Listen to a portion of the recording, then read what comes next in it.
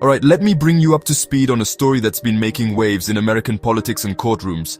I'm talking about Mark Houck, a pro-life activist, a father, and a guy who suddenly found himself at the center of a national debate about law enforcement, activism, and justice. So, who is Mark Houck?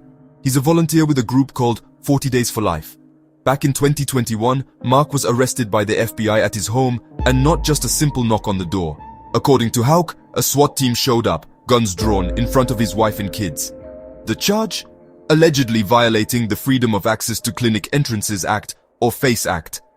That law is meant to protect access to reproductive health clinics. But right from the start, this arrest was controversial. Houck and his supporters said the investigation was faulty, and that the force used to arrest him was totally excessive. Imagine a regular morning with your family, and then the FBI bursts in. That's the scene his family says they won't ever forget. Now, Mark fought the charges in court, and after a tense trial in Philadelphia, the jury found him not guilty.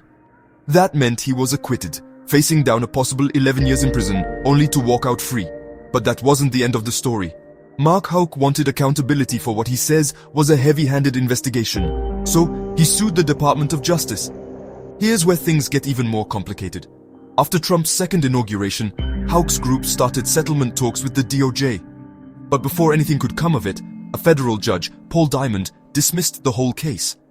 Just like that, negotiations stopped. Now, this judge is catching heat. Sean Carney, the president of 40 Days for Life, is calling him an activist judge. He says there was political bias and that the process wasn't fair. Those are big accusations, and they're getting a lot of attention, especially among conservative circles. But the fight isn't over. Houck and his team are appealing the decision, hoping a higher court will take another look.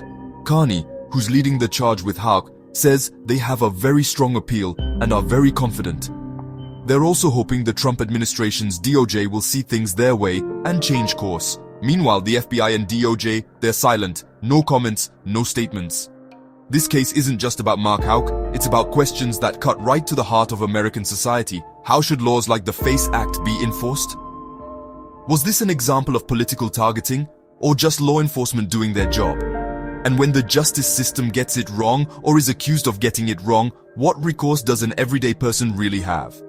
For now, Mark Houck is fighting on, and whether you see him as a hero or just a headline, his story is far from over. I'll be keeping an eye on this case, because it's a window into much bigger debates shaping the country. Thanks for listening. Stay tuned for more stories that matter.